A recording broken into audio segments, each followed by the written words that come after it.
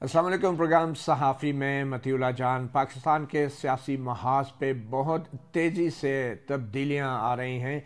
मुस्लिम league नून के जो supporters और वोटर्स मियाँ दे नारे लगा रहे थे, मियाँ नवाज शरीफ को वज़ीर आज़म बनता देखना चाह रहे थे, उनको बड़ी मायूसी हुई है क्योंकि एक बार फिर हमें पीडीएम की शहबाज शरीफ की हुकूमत देखने को मिल रही है। और ज़ाहिरी बात है, जो इश्तिहारात बड़े बड़े अखबारात में छापे गए थे इलेक्शन से पहले, वज़ीर आज़म नवाज शरीफ और बड़ी तादाद में लोग नून लीग के जलसों में भी आते थे और शायद वोट वाले दिन वोट डालने निकले ही इस वजह से थे कि शायद नवाज शरीफ का दौर वापस आ जाए।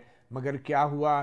दिखाया कुछ गया और हुआ कुछ। शहबाज शरीफ का दौर वापस आ रहा है और मियाँ नवाज शरीफ साहब ने बज़ाहिर एक वो कह रहे हैं कि असूली फ़ैसला किया है कि हम इस तरह की हुकूमत में नवाज शरीफ जो है वज़ीर आज़म बनना पसंद नहीं करेंगे। इस तरह की हुकूमत में शहबाज शरीफ इसी काम के लिए हैं, उनके हवाले बज़ाहिर ये अब हुकूमत की जा रही है और वज़ारत उस्मा भी। और तो और जो मुस्लिम लीग नून के पुराने इत्तेहादी हैं, शहबाज शरीफ के अपने इत्तेहादी, वो भी अब शहबाज शरीफ का साथ छोड़ गए हैं। मौलाना फजल रहमान जमीयत उलमा इस्लाम के सरबराह कुछ देर पहले उन्होंने एक प्रेस कॉन्फ्रेंस की है और वाशगाफ अल्फाज में कहा है कि वो इलेक्शन के नताइज को नहीं मानते और वो अपोजिशन में बैठेंगे, बल्कि उन्होंने नून लीग को और नवाज शरीफ को भी दावत दी है कि वो भी उनके साथ अपोजिशन में बैठें। इलेक्शन के अमल और इलेक्शन के नताइज पे ख़ुद एक इत्तेहादी की तरफ से इस तरह का सवाल उठाया जा रहा है, मगर शहबाज शरीफ खुश हैं और वो जल्द ही अपनी काबीना का ऐलान भी करेंगे और असम्बली से एतमाद का वोट भी लेंगे। मुस्लिम लीग नून के एक डाई हार्ड वर्कर और सीनियर रहनुमा, जो मुस्लिम लीग नून का एक गढ़ समझा जाता था गुजरावाला, वहाँ के जनाब खुर्रम दस्तगीर खान, वो आज सहाफ़ी प्रोग्राम में हमारे साथ शरीक हैं। खुर्रम दस्तगीर खान साहब, बहुत शुक्रिया। खुर्रम दस्तगीर खान साहब, ये मुस्लिम लीग नून का जो किला है गुजरावाला, ये कैसे गिर गया, इसकी दीवारों में शिगाफ कैसे पड़े? और ऑब्वियसली आपके पास भी बहुत सी मालूमात होंगी और आपने भी बड़ी खंदा पेशानी से अपनी शिकस्त को तस्लीम तो कर लिया है। ज़ाहिर बात है, अब इसका और कोई हल नज़र भी नहीं आता, मगर ये हुआ क्या है? और फिर आगे हम आपसे जानना चाहेंगे कि क्या नून लीग को हुकूमत बनानी चाहिए थी या नहीं। पहले आप ज़रा अपने किले का हाल तो बताएं कि वहाँ पे शिगाफ कैसे पड़ा। जी, अभी इसके जो हतमी कोई फैसला तो हम नहीं कर सकते। सिर्फ ये है कि नताइज बड़े तशवीशनाक हैं, क्योंकि गुजरावाला जिसने 2018 के बदतरीन हालात में भी टूटी कौमी असम्बली की नशिस्तें और पूरी सूबाई असम्बली की नशिस्तें जो हैं वो मोहम्मद नवाज शरीफ को दी थी। तो इस दफा जो है हमने ये देखा है कि 6 में से जो 4 कौमी असम्बली की नशिस्तें हैं वो लॉस हुई हैं और सूबाई असम्बली में भी तकरीबन 50% नशिस्तें जो है वो भी लूज हुई हैं। तो एक तशवीश है और असल में शायद हम सब इस पर खुले दिल से अपनी राय का इजहार कर देते, लेकिन ये इंतखाब इस किस्म का हुआ है कि जिसपे जीतने वाले की जीत भी मशकूक है और हारने वाले की हार भी मशकूक है। तो एक अजीब मकबसे में पाकिस्तान की सियासत दाखिल हो गई और इसीलिए आप देख रहे हैं कि वफाक में जो हुकूमतें बननी है उसके बारे में कितनी मुतजाद राय हैं। मुख्तलिफ जमातें जो इकट्ठी थी वो फर्क फैसले कर रहे हैं, क्योंकि नजर तो यही आया कि ऐसे इंतखाबात के नतीजे में पाकिस्तान में सियासी इस्तेहकाम हासिल करना मजीद मुश्किल हो गया। मगर आप तो खुर्रम दस्तगीर साहब बहुत पुराने सियासतदान हैं। इलेक्शन लड़ना तो एक साइंस है जिसमें आप बड़े साइंसदान हैं। तो क्या कोई फॉर्म 45 का मसला था आपके हलकों में, या साद रफ़ीक साहब के हलकों में जावेद लतीफ़, राना सनाउल्लाह, ये सब हार गए? तो क्या कोई फॉर्म 45 का मसला था, या पोलिंग एजेंटों को दिए नहीं गए, या दादोशुमार रिटर्निंग अफसरों ने बदल दिए जैसा कि दूसरे हलकों से शिकायत आ रही है? ये हुआ क्या है, कुछ बताएं तो सही, कोई सबूत, कोई बात है एविडेंस। जो आप कर रहे हैं, क्योंकि जब तक तो वोटिंग का अमल जारी था तब तक हम अल्लाह ताला के करम के बड़े शुक्रगुजार थे और यूं महसूस होता था कि हमारे सामने कोई मुखालिफ मौजूद नहीं है। लेकिन जैसे जैसे नताइज आना शुरू हुए तशवीश बढ़ती गई और फिर फॉर्म 45 और फॉर्म 47 का जो फासला है वो तवील होता गया और جس میں فارم 45 جو پولنگ اسٹیشن کا رزلٹ ہے اور فارم 47 جو ریٹرننگ افسر جاری کرتے ہیں. لہذا وہ ایک داستان ہے جس کو ہم کوشش کر رہے ہیں. ہمارے پاس اس قسم کی شکایتیں آئیں پولنگ کے دوران کہ پولنگ اسٹیشن سے مہر جو ہے ایک جگہ سے بار بار غائب ہو رہی ہے. 2-3 جگہ پہ جو بیلٹ پیپرز تھے وہ 12 بجے دوپہر ہی ختم ہو گئے، حالانکہ اس کی کوئی اتنی ووٹنگ ہی نہیں ہوئی تھی کہ 800 یا 1000 بیلٹ پیپر جو ہے وہ استعمال ہو جائے. اس طرح کے واقعات ہوئے ہیں، لیکن حقیقت یہی ہے کہ صبح 8 بجے سے لے کر 5 بجے تک جو جماعت کامیاب ہوئی ہے یا امیدوار کامیاب ہوئے ہیں ان کی کوئی بھی جو شواہد پولنگ اسٹیشن پر موجود نہیں تھے. یہ تو جب باکس کھلا ہے تو ہم سب پر یہ انکشاف ہوا. اچھا، باکس کھلا ہے تو واقعی ووٹ نکلے ہیں آپ کے خلاف، آپ یہ کہہ رہے ہیں؟ جی نہیں، میں یہ نہیں کہہ رہا. میں یہ کہہ رہا ہوں کہ وہ جو باکس تھا اور پھر اس باکس کے بنیاد پہ جو ریٹرننگ افسر نے نتائج ظاہر کیے ہیں ان کے بارے میں ہمیں شدید تحفظات. چلیں ٹھیک ہے، یعنی جو فارم 47 ہے اس پہ تحفظات ہیں. مگر کوئی پیٹرن دیکھ رہے ہیں، کوئی رجحان دیکھا آپ نے کہ اینٹی اسٹیبلشمنٹ جو سمجھے جاتے تھے کچھ سیاستدان، جیسے میں نے نام لیے سعد رفیق صاحب، جاوید لطیف، رانا ثناء اللہ، یہ ہارے ہیں، اور اس پہ کوئی پیٹرن نظر آ رہا ہے آپ کو؟ جی پیٹرن تو میں آپ کے سامنے ضرور آپ کے توسط سے ناظرین کے سامنے رکھنا چاہتا ہوں کہ پیٹرن کوئی نہیں ہے. مثلاً وہ کہتے ہیں جی ایک لہر اٹھی خیبر پختونخوا سے، لیکن وہ شمالی پنجاب میں آ کر ختم ہو گئی، اور پھر راول پنڈی اور اٹک اور چکوال اور جہلم میں مسلم لیگ نون کی کامیابیاں ہوئیں. لیکن دریائے جہلم کو پار کرتے ہی پھر جو ہے ہمیں اس لہر کے آثار نظر آنا شروع ہوئے، اور وہ پھر آثار جو ہیں وہ پاک پتن تک گئے، کیونکہ ملتان اور اس کے آگے کراچی تک پھر لہر کہیں نظر نہیں آئی. تو لہر صرف جو ہے یوں لگتا ہے کہ جیسے جو وسطی پنجاب ہے جہاں غالباً مسلم لیگ نون کا سب سے بڑا سٹرونگ ہولڈ تھا، اس کو کمزور کرنا مقصود تھا. لیکن یہ کون کر رہا تھا آپ کے خیال میں؟ یہ کوئی مصنوعی لہر اگر تھی تو کون یہ لہر پیدا کر رہا تھا؟ جی لہر پیدا کرنے والے وہی ہیں جو پہلے بھی پی ٹی آئی کو لے کر آئے تھے. یہ اس وقت کہنا مشکل ہے، شاید آپ ہماری اس معاملے میں رابری کر سکیں کہ کیا مقصد جو ہے وہ مسلم لیگ نون کا جو سائز ہے اس کو کٹ ڈاؤن کرنا تھا، یا ایک اس بات کو یقینی بنانا تھا کہ اس قسم کی مخلوط حکومت آئے جو کہ پھر آزادانہ طور پر خود مختار ہو کر فیصلے نہ کر سکے. یہ اس پہ ایک ایسا انتخاب ہے جس کے اوپر سوالات ہیں، اور 2018 سے بھی زیادہ محیط سوالات کھڑے ہو گئے. ٹھیک ہے، آپ مولانا فضل الرحمان صاحب نے آج پریس کانفرنس میں بڑی اہم ایک بات کی اور مطالبہ بھی کیا ہے نون لیگ کے لیے، وہ آپ کو سناتے ہیں پھر آپ کی طرف آتے ہیں. الیکشن کمیشن اسٹیبلشمنٹ کے ہاتھوں یرغمال رہا ہے. اگر اسٹیبلشمنٹ سمجھتی ہے کہ الیکشن شفاف ہوئے ہیں تو پھر اس کا معنی یہ ہے کہ فوج کا 9 مئی کا بیانیہ دفن ہو چکا ہے. قوم نے جیسے کہیں غداروں کو مینڈیٹ دیا ہے. اب فیصلے ایوان میں نہیں میدان میں ہوں گے. میں مسلم لیگ نواز شریف کو دعوت دیتا ہوں کہ وہ آئیں اور ہم مل کر اپوزیشن میں بیٹھیں. ہم پارلیمنٹ میں تحفظات کے ساتھ جائیں گے، اپنی حیثیت میں جائیں گے. جو ہماری پارلیمانی حیثیت ہوگی اپنی آواز وہاں پر ہم بیان کریں گے. ہم کسی بھی پارٹی کے ساتھ کوئی اتحادی نہیں ہیں. ہم کوئی پیپلز پارٹی اور مسلم لیگ یا کسی کے تابع دار نہیں ہیں.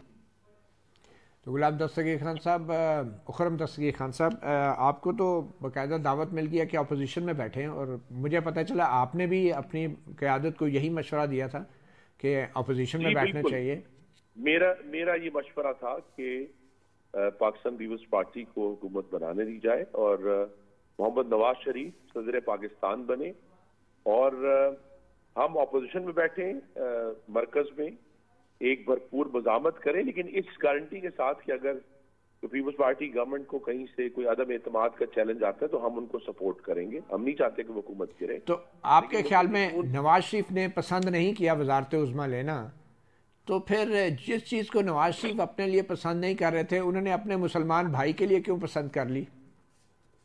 جی دیکھیے، بہرحال قوم نے اور ملک نے آگے بڑھنا ہے. ایک انتخاب اس کی جو ساکھ ہے وہ جیسی بھی ہو. تو پھر نواز شریف اس قوم کو آگے لے کے نہیں چل سکتے تھے؟ شہباز شریف کیوں؟ جی انہوں نے یہ بہتر سمجھا کہ جو کہ شہباز شریف صاحب کے پاس ایک مخلوط حکومت چلانے کا بھی حالیہ تجربہ ہے. خرم تسکیر صاحب آئی ایم سوری، یہ تجربہ جو آپ کہتے ہیں نا حکومت چلانے کا، مخلوط حکومت کا، کیا نواز شریف جیسے قومی لیڈر کے پاس یہ صلاحیت نہیں ہے کہ مشکل سے مشکل حالات میں اور مخلوط حکومت کو لے کے آگے چل سکے؟ اگر وہ اس کام کو ایک دھندا سمجھتے ہیں اور گندا ہے پر دھندا ہے، تو یہ دھندا اس کام کے لیے انہوں نے شہباز شریف صاحب کو کیوں رکھا ہوا ہے؟ نہیں، گندا نہیں ہے، نہ ہی دھندا ہے. میاں نواز شریف کی یہ خواہش تھی کہ اگر پاکستان کے عوام انہیں ایک بھرپور مینڈیٹ دیتے تو تاکہ وہ آزادانہ اور خود مختاری سے فیصلے کر سکتے. تو اب یہ شہباز شریف صاحب آزادانہ اور خود مختاری سے فیصلے نہیں کر سکیں گے، یہ آپ تسلیم کر رہے ہیں؟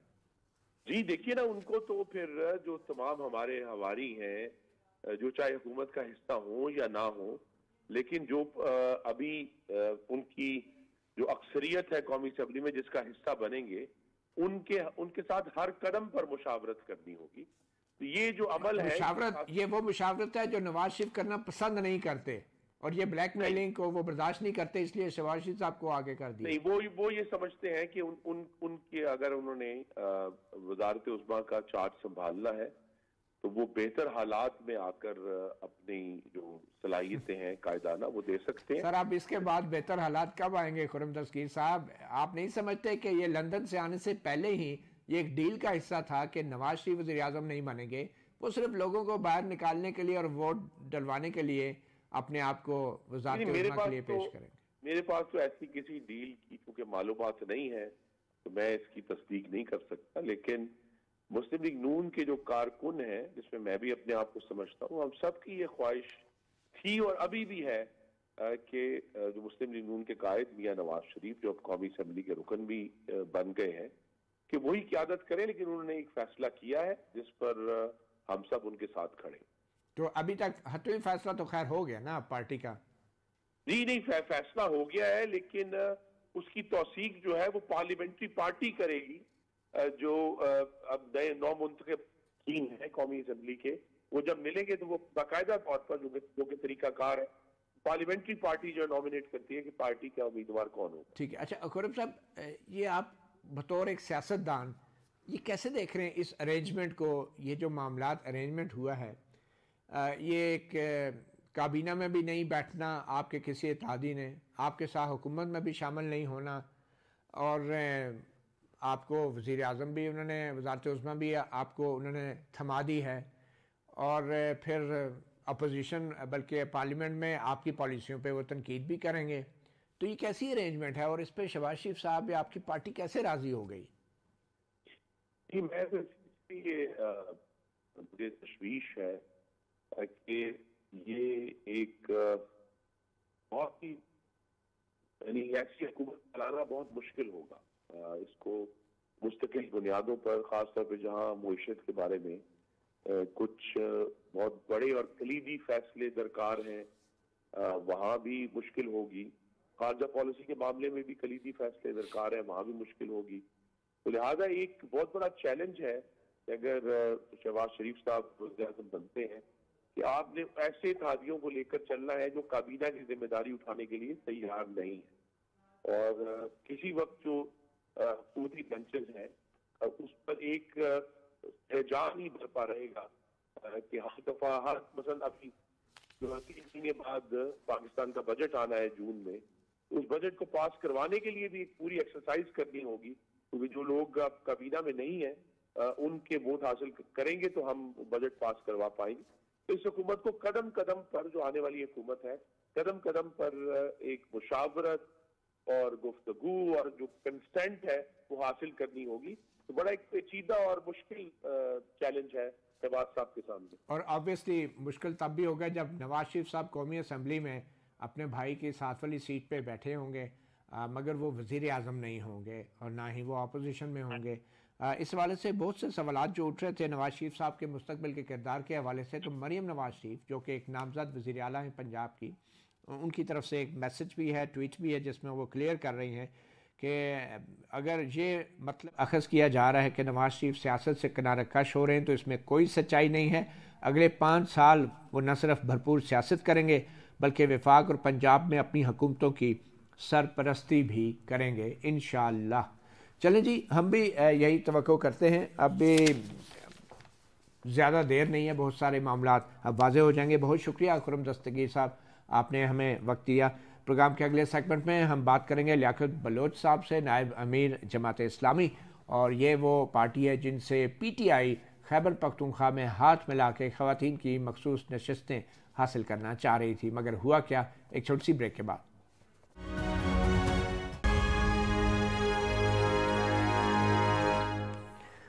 Welcome back. ہمیں جوائن کیا ہے جماعت اسلامی کے نائب امیر جناب لیاقت بلوچ نے۔ بہت شکریہ لیاقت بلوچ صاحب۔ آج ہی جماعت اسلامی نے صاف صاف انکار کر دیا ہے پی ٹی آئی سے کسی قسم کے اتحاد کے حوالے سے، اور خاص طور پہ خیبر پختونخوا میں کچھ اس حوالے سے کچھ کنفیوژن تھی کہ خیبر پختونخوا میں تو جماعت اسلامی صوبے کی حد تک پی ٹی آئی کی اتحادی بھی رہی ہے حکومت میں، تو اب صرف صوبے کی حد تک اس قسم کی انڈرسٹینڈنگ پہ کیا اعتراض ہے؟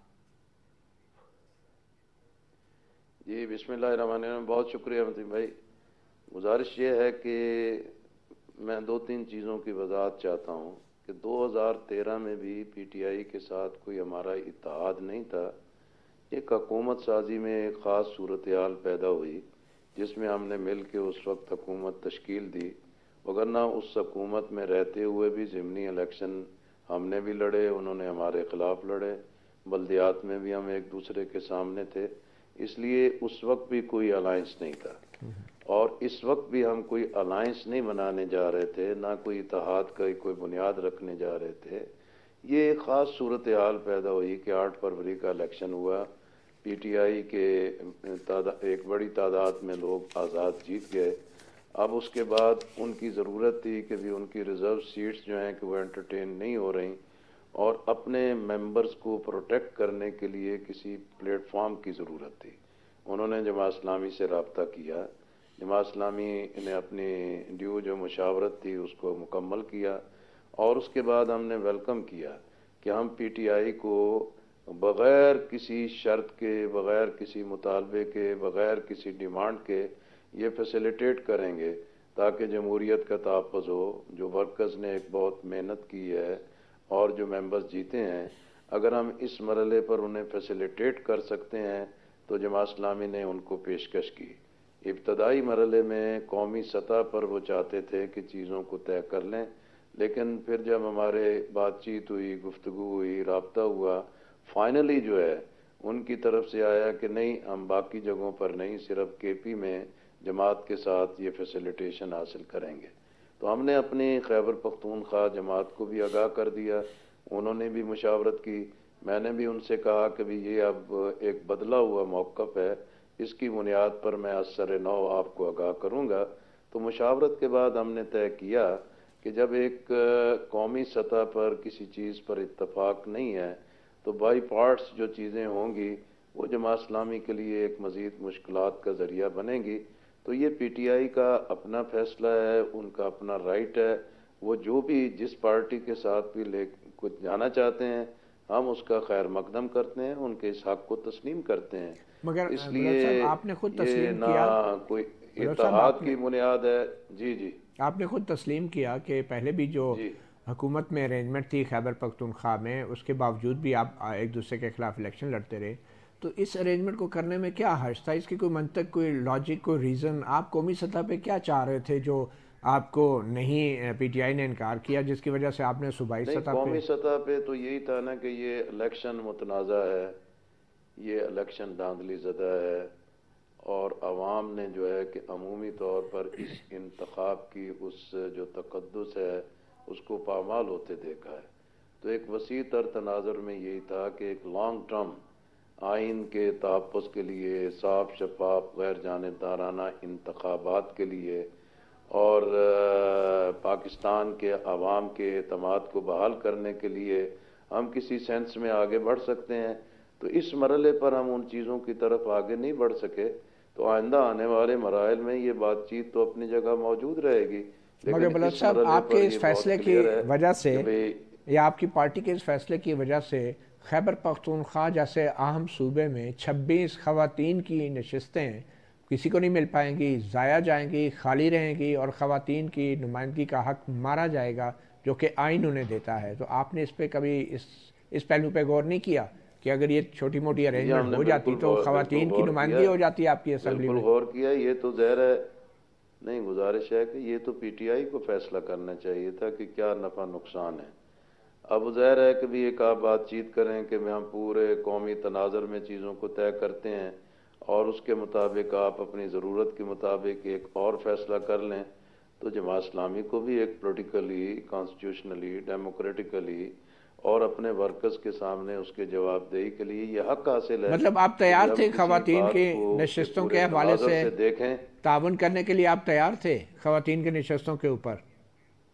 اور کوئی شرط نہیں تھی، جیسے آپ نے کہا کہ کوئی شرط نہیں تھی، آپ نے شروع میں کہا. بھائی ہمیں آپ دیکھیں نا، بھائی کراچی میں اگر کوئی سیٹ ملی، اگر ہم وہاں چھوڑ سکتے ہیں تو اس وقت 2-4 سیٹیں مل بھی جائیں تو اس کا جماعت کو کیا فائدہ ہے؟ کوئی ایسی چیز نہیں ہے کہ جس کی بنیاد پر جو ہمارے لیے کوئی بہت بندش اور کوئی دباؤ موجود تھا. ہم تو ایک جمہوری مزاج اور عوامی مینڈیٹ کے احترام اور سیاسی کارکنان کی جو بے پناہ محنت ہے اس کی بنیاد پر ہم ایک غیر مشروط ہماری پیشکش تھی کہ ہم تعاون کے لیے تیار ہیں. ٹھیک ہے، لیکن انہوں نے جو اپنے فیصلے کیے ہیں ہم اس کا خیر مقدم کرتے ہیں، ہمیں اس پہ کوئی تحفظ اور کوئی اعتراض نہیں ہے. مگر ابھی خواتین کی حد تک اگر کوئی ارینجمنٹ جماعت اسلامی کر سکتی ہے تو وہ کرے گی تاکہ یہ 26 نشستیں ضائع نہ ہوں یا خالی نہ رہیں. آپ تیار ہیں اس حوالے سے؟ نہیں، ہم نے تو ظاہر ہے انہوں نے جو اپنا ایک موقف دیا ان کو آگاہ کر دیا ہے. اگر ان کی طرف سے کوئی نئی چیز سامنے آئے گی تو ظاہر ہے کہ اسی پر ہوگا، وگرنہ اس وقت تک تو یہ چیپٹر تو کلوز ہے نا. اور مرکز میں آپ کہہ رہے ہیں کہ وہ نہیں چاہ رہے کہ آپ کے ساتھ مرکز کے حوالے سے کوئی ارینجمنٹ کریں؟ میں تو نہیں کہہ رہا، انہوں نے عمل سے بنا دیا ہے نا جی، اپنے فیصلے کر لیے ہیں. اگر وہ آفر کرتے ہیں کہ قومی اسمبلی کے لیے کوئی انڈرسٹینڈنگ ہو جائے تو آپ تیار ہوں گے اس پہ؟ میرا خیال ہے کہ جب مراحل آگے گزر جاتے ہیں تو پھر اس کو ریکنسیڈریشن تو کوئی ایسی چیز نہیں. جب ایک فیصلہ کیا ہے، مجلس وحدت مسلمین ہے، ان کی لیڈرشپ سے ہمارے بہت اچھے تعلقات ہیں. ٹھیک. اچھا بلوچ صاحب یہ بتائیں کہ آپ نے کہا کہ وہ ان کے الائی تھے اور ان کا پہلا حق بنتا تھا، اگر ان کو وہاں سہولت مل گئی ہے تو بہت اچھا ہے، بہت اچھا ہے. اچھا یہ بتائیں، آپ نے کہا کہ دھاندلی زیادہ الیکشن ہے یہ، کہ اس دھاندلی کا جماعت اسلامی کو کتنا نقصان ہوا ہوگا؟ کہ میرے سامنے آپ کے جو ووٹ ہیں NA-123 لاہور سے، وہ صرف 3207 ووٹ آپ کو ملے، تو کتنا نقصان جماعت اسلامی کو ہوا ہوگا؟ نہیں، ہمیں اپنا ووٹ معلوم ہے، ہمیں اپنی پالیسی اور حکمت عملی معلوم ہے. ہمیں ایک طویل مدت کے بعد الائنسز کی پالیٹکس سے نکل کے اپنی بنیاد پہ اپنے منشور، اپنے نشان ترازو پہ عوام کے ساتھ رابطہ کیا ہے. ہمیں معلوم ہے کہ بھی ہمارے لوگوں نے محنت کی ہے، لیکن پولرائزیشن کے اس ماحول میں وہ مطلوبہ نتائج تو نہیں حاصل ہو سکے.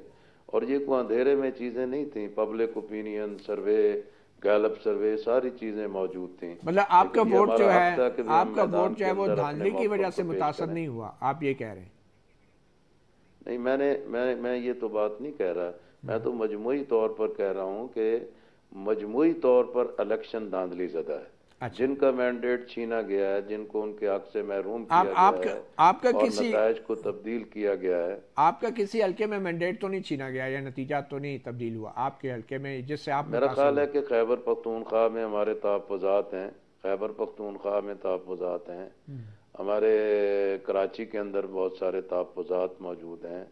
اسی طرح پنجاب کی کوئی 8 کے لگ بھگ صوبائی سیٹیں ایسی ہیں کہ جس کے بارے میں ہمارے تحفظات موجود ہیں.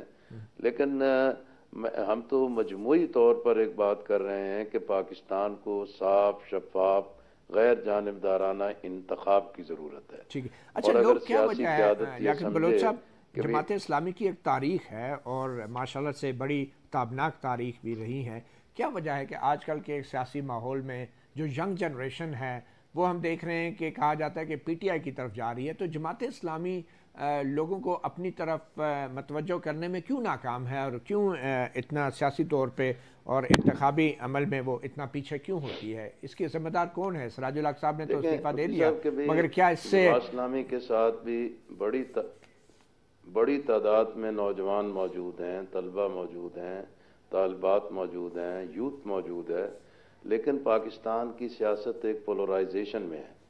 میں نے تو 1970 میں بھی بھٹو کا بوم دیکھا تھا، اس وقت کی یوتھ جو ہے کہ وہ بھٹو کی فریفتہ تھی۔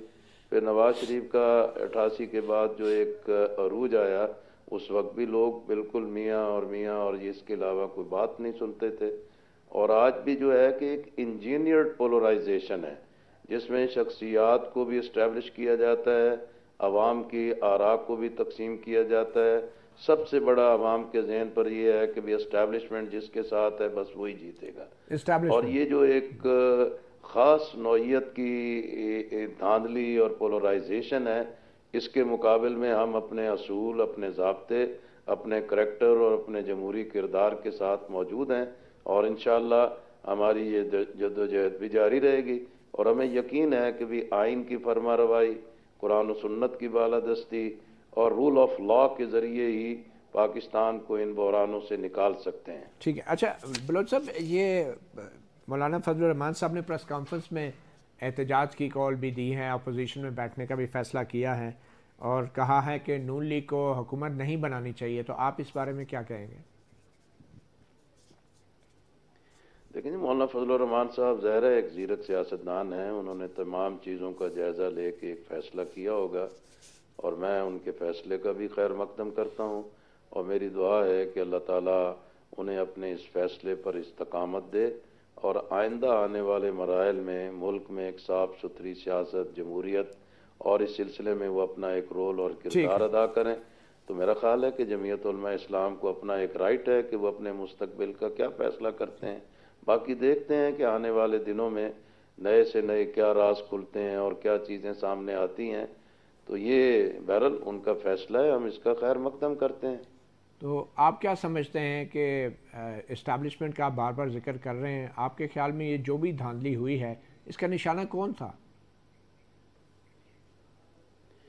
میرا خیال ہے کہ ایک اسٹیبلشمنٹ کا تو نام چلتا ہے، یہ حقیقت میں ایک کلب ہے پاکستان میں، جس میں جاگیردار ہیں، سرمایہ دار ہیں، صنعت کار ہیں، میڈیا گروپس ہیں، اس میں بڑے بڑے جو ہے کہ ذمہ دار ہیں، الیکٹیبلز ہیں، جو ایک گروہ ہے کہ جو پاکستان کی سیاست کو مینیج کر رہا ہے، اور ریاست کی طاقت جو ہے کہ اس کو بالکل ایک ٹھیک طریقے سے پلے کرتی ہے۔ تو میں اس کو تنہا اسٹیبلشمنٹ یا فوج نہیں سمجھتا، اس کلب کے جتنے بھی باقی پارٹنر ہیں، ممبر ہیں، وہ اس تباہی کے برابر کے ذمہ دار ہیں۔ اور جب بھی ہم اس حصار سے باہر آ گئے اور قومی قیادت نے یہ طے کر لیا کہ اقتدار کی ہوس میں نہیں اور سیاست اور جمہوریت کے لیے کردار ادا کرنا ہے، تو یہ پاکستان تو بہت شاندار ہے، ایک صحیح سمت میں آگے بڑھ جائے گا۔ چلیں جی، اچھا کوئکلی آخر میں یہ بتا دیں کہ وزارت عظمیٰ پہ شہباز شریف بہتر چوائس ہیں، نواز شریف یا کوئی اور، عمران خان، کون آپ کس کو دیکھنا چاہتے ہیں؟ میری خواہش تو تھی کہ مطیع اللہ صاحب ہو جاتے تو زیادہ بہتر تھا۔ پھر تو آپ کی دعا قبول ہوگی تو پھر ہم ہو سکیں گے، مگر اس سے پہلے تو آپ خود میرے خیال میں قبول ہونی چاہیے۔ چلیں، آپ کے خیال میں حق کس کا ہے؟ آپ سے محبت ہے بھائی، آپ سے محبت ہے، آپ کی قربانیاں ہیں، ہم تو ہر اس شخص کا احترام کرتے ہیں کہ جو ایک اصول اور ضابطے پہ کھڑا رہے اور ہر استقامت سے ہر چیز کو فیس کرے۔ آپ کے لیے بے پناہ محبت بھی ہے، احترام بھی ہے۔ نون لیگ کو حکومت بنانی چاہیے، نون لیگ کو حکومت بنانی چاہیے یا پی ٹی آئی کو؟ میں غلط، نون لیگ جو ہے کہ حکومت کے بغیر رہ ہی نہیں سکتی، اس کی جان ہے اسی طوطے میں۔ اور پی ٹی آئی رہ سکتی ہے سر؟ پی ٹی آئی بھی دعوت پیش تو کر رہی ہے کہ حکومت میں آئے۔ سر بہت شکریہ۔ مسئلہ یہ ہے کہ جب الیکشن ہو جاتا ہے، پارٹیوں کو جو بھی ایک حصہ ملتا ہے تو حکومت بنانا تو پھر ان کا رائٹ بن جاتا ہے۔ چلیں سر، بہت شکریہ لیاقت بلوچ، نائب امیر جماعت اسلامی، صحافی۔ پروگرام میں ہم اگلے سیگمنٹ میں بات کریں گے بیرسٹر مصطفیٰ نواز کھوکھر سے۔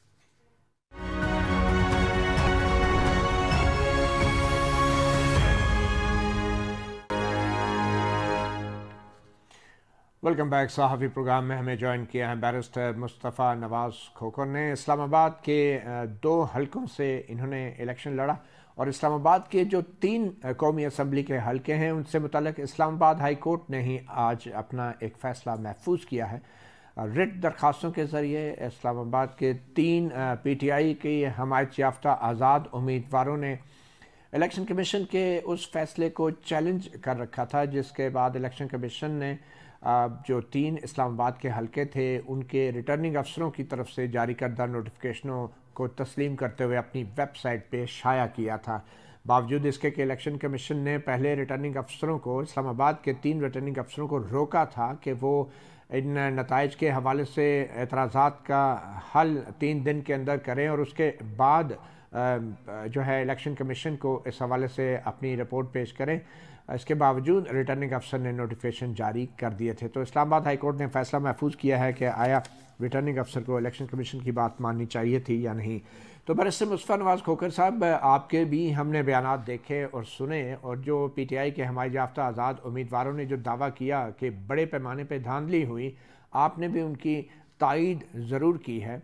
तो ये इस्लामाबाद के इन 3 हलकों से मुतल्लिक़ जो नताइज हैं, आप एक बार फिर ज़रा बता दें कि ये जो आज़ाद उम्मीदवारों ने रिट दरख्वास्तों में इस्लामाबाद हाई कोर्ट में मौक़िफ़ अपनाया है वो कितना दुरुस्त है, और आप भी एक उम्मीदवार थे, आपके पास भी फॉर्म 45 हैं, तो जो बातें की जा रही हैं क्या वो दुरुस्त हैं?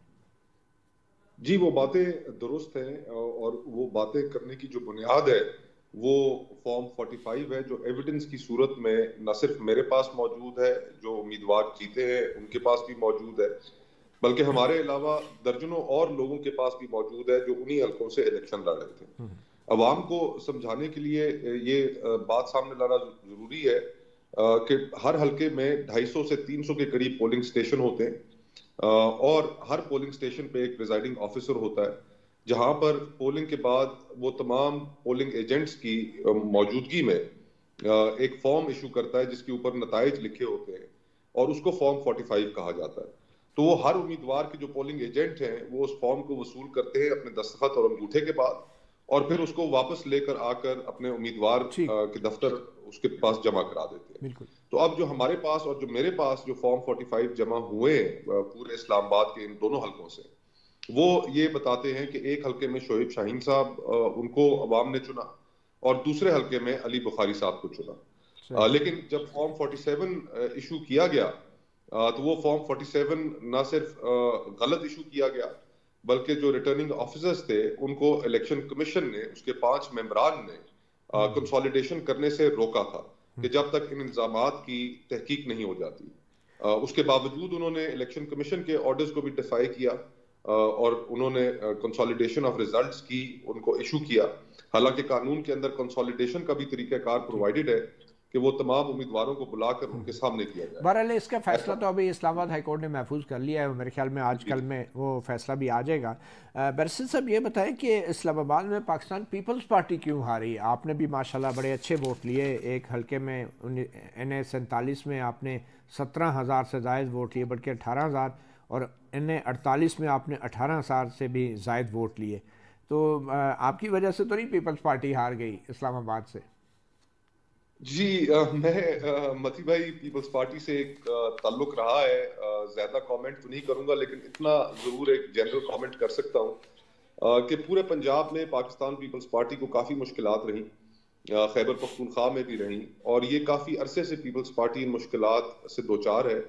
और उसकी वजह ये कि शायद पंजाब के और खैबर पख्तूनख्वा के लोग जो शहीद बीबी की सियासत को याद रखते हैं, वो उसी तनाजुर में चाहते हैं कि बिलावल साहब की सियासत करें, लेकिन उनके वालिद साहब की जो सियासत है उसमें पावर पॉलिटिक्स का अंसर ज्यादा नुमाया है, जिसकी वजह से बिलावल साहब भी कई दफा शिकायत करते हुए मीडिया पे नजर आते हैं।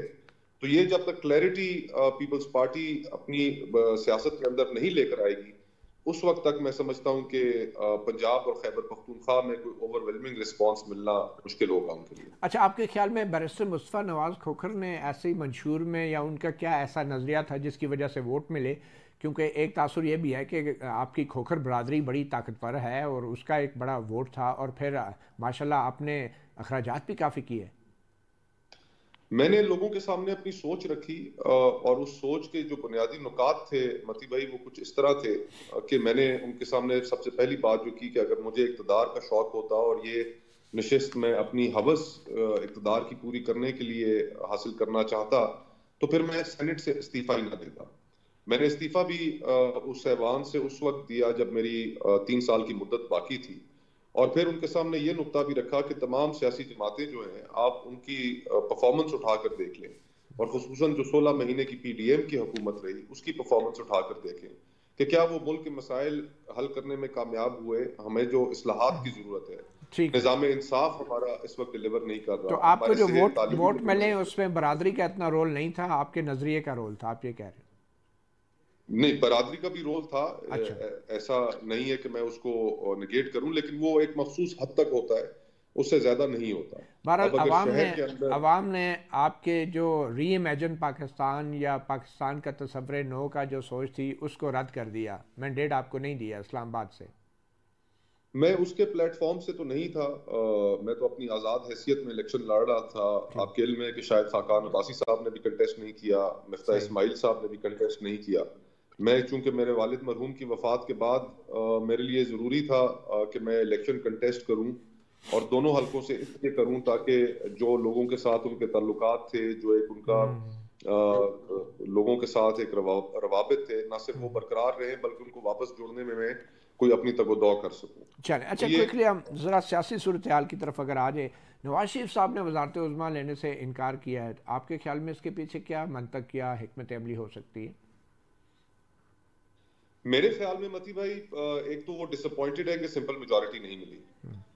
سمپل میجورٹی, آپ کو یاد ہوگا کہ الیکشن والے روز جب وہ ووٹ ڈالنے کے لیے گئے تو ایک صحافی نے سوال ان سے پوچھا مخلوط حکومت کے بارے میں, تو انہوں نے آگے جواباً کہا کہ خدا کا خوف کریں, ایسی باتیں نہ کریں, جس کو بھی حکومت ملے وہ سمپل میجورٹی والی حکومت ہو تاکہ وہ بغیر کسی پریشر کے وہ فیصلے کرنے میں آزاد ہوں.